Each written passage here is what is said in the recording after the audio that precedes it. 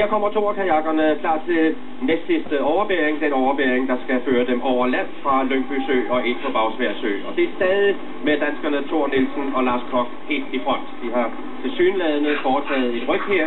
Det er, så vidt jeg kan se, englænderne Lawler og Burns, der er lige bagved den. Men de er stadigvæk en 5-6 både samlet. Og lad os så se, om de kan skabe et afgørende forspring her. Det er en af de afgørende overbæringer, den her. Ja, det er det første strategiske overbæring, hvor vindergruppen sådan set skal komme afsted. Og jeg ved, at Thor og Lars, de vil tage sit første ryg her. Og antagelig vil de springe ud i vandet, ligesom de gjorde det i går. At de har forberedt det her. Og de har fuld kontrol over det stadigvæk, ikke? Thor ser dejligt frisk ud stadigvæk, og Koch, han skal nok hænge på. Nu må vi se, om de overhovedet skifter side. Jeg tror, de løber lige ud i vandet. Det gør de. De skifter ikke side endnu. Og katten. Helt over. Ja. Hovedet og ned. De har ikke Thor springe ud, for man kan faktisk brække benene der. Og i forgrunden har vi gårdagens bronzevinder, Claus Rohr med drikkevandet sammen. Men det bliver nogenlunde samtidig isætning fra 4 både. Lad os se, det var ud over englænderne. Var det... Jeg tror, der er 2 engelske både imellem. Ballard Slater og Lawler Burns. Ja. Det, der var lidt problematisk her, det var, at hjælperne, de kom til at stå i vejen lidt for englænderne, men det betyder ingenting.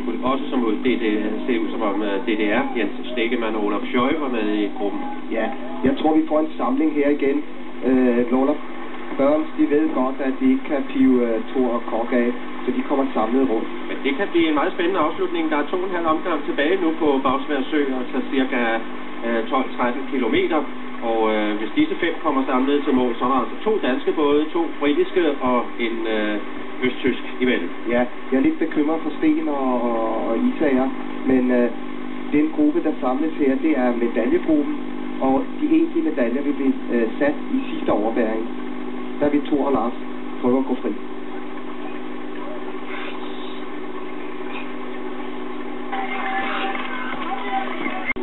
Og her har de førerfeltet på 5 både i toerkajak. Arne Nielsen, Thor Nielsen og Lars Koch ligger her med nummer 119. Og vi har lige, da de passerede målet, set, at de havde nogle problemer med det ene ror, som de fik hjælp af en af englænderne. Hvor alvorligt kan det være, hvis der er problemer med? Altså hvis roret er bøjet, kan det være meget alvorligt, fordi så vil de ikke være i stand til at hænge ordentligt, og så vil de have problemer til sidst. Thor ser en lille smule slidt ud, og han trænger til at hvile på hænger nu. Der skete det, at Lawler Burns, de pillede muligvis noget ud af Thor og Lars' ror for at hjælpe dem, og det synes jeg simpelthen er den gode gamle engelske sportsmanship, der går igen her så. Det ser rimelig roligt ud, så lad os håbe, at det fortsat fungerer, så de kan hænge med i førergruppen, som altså består af 5 både, 2 engelske, 2 danske, og så østtyskerne Stegmann og Schøj. Vi så også lige før, Thor smed en drikkepose over bord, for lige at lette både for vægt lidt, og han havde så en ny klar. De drikker alle sammen nu og restituerer sig. De ved alle, at i sidste overbæring, der vil medaljepladserne blive sat. Og sidste overbæring kommer inde på Ro-stadion, men først anden gang, de har været en tur rundt på 5,5 kilometer.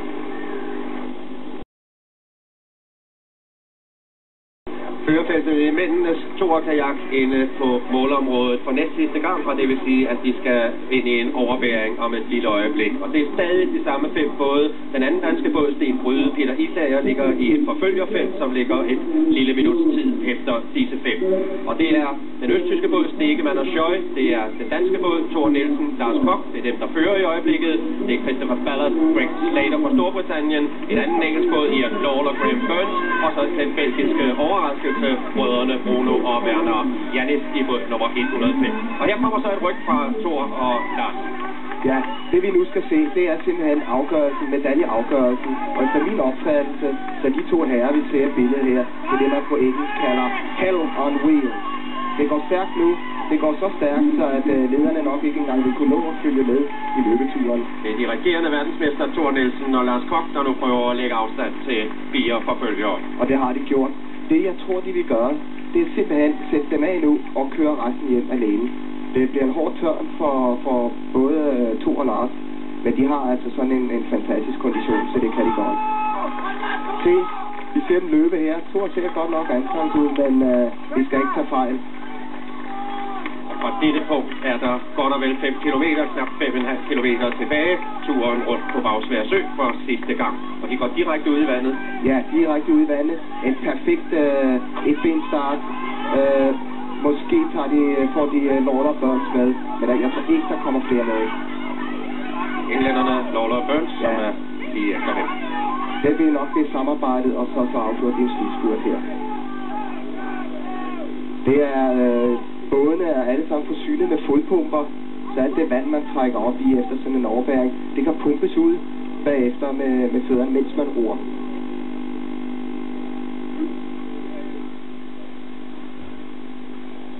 Og som de vil kunne se resultatskilt. I Thor-kajakfeltet nærmer man sig afgørelsen nu. De 5 både er stadig samlet. Danskerne Thor Nielsen og Lars Koch i spidsen. Der er vel omkring en 1,5 kilometer til mål på dette tidspunkt. Og der vil nok komme angreb. Der har været forsøgt nogle angreb på Thor Nielsen og Lars Koch, men de ligger i en god position begge til at forsvare. Ja, de gør det, og de vil afvise de fleste angreb fra nu af, vil jeg tro. Ryan Lawler og Burns, de gjorde det, at de forlod smørhullet og pressede sig udenom og tvang deres landsmænd ned i smørhullet. Og det får at ligge i en bedre angrebsposition, når slutrykket går ind. De englænder, vi ser i billedet nu, skal bagom de både, der ligger omkring dem, for at gå ind i finishen. Jeg tror, at medaljeplaceringen kommer til at ligge omkring de 3 første både nu. Nu kan I se, der kommer et skinangreb igen.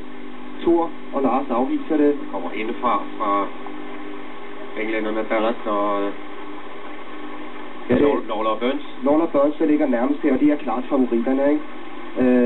Sammen med Thor og Lars. Og så har de jo tyskerne på ydersiden, Stegemann og Scheu. Men jeg må indrømme, jeg tror, at Thor og Lars, de har, som de plejer at have, fuld kontrol over situationen.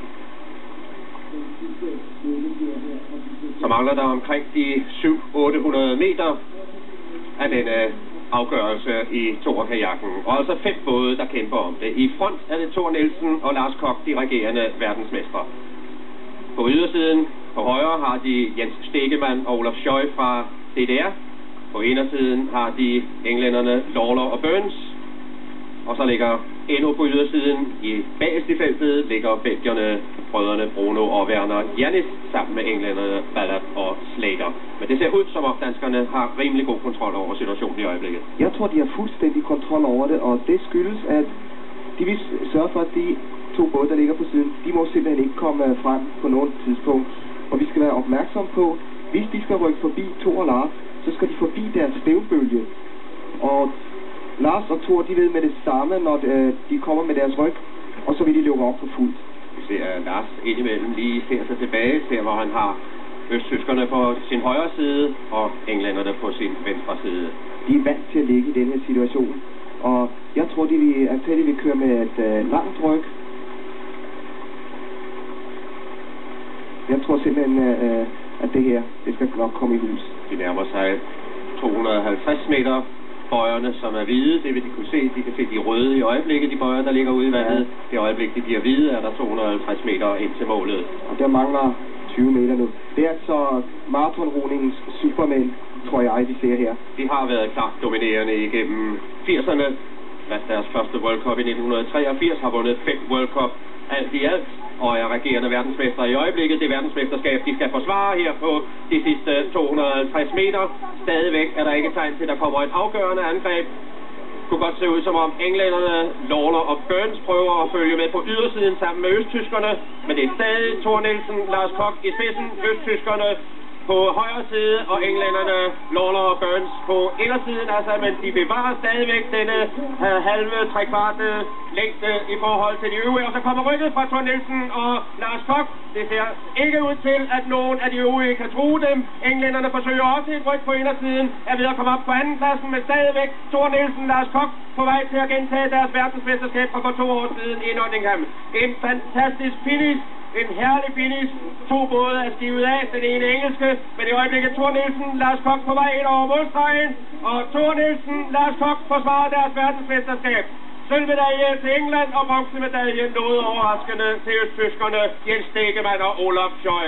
Men en flot indsats af de 2 danske verdensmestre bliver de første i historien, som bliver verdensmestre for anden gang i maratonroning.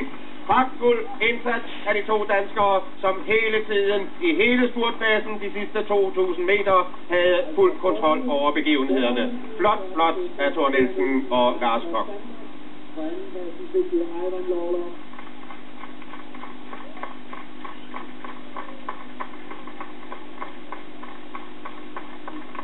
Og sådan blev den endelige medaljefordeling, altså en gentagelse af verdensmesterskabet for Thor Nielsen og Lars Koch. Og i samme forbindelse kan jeg da lige nævne, at Sten Bryder og Peter Isager, det andet danske par, tabte terræn til sidst og sluttede på en 12. plads.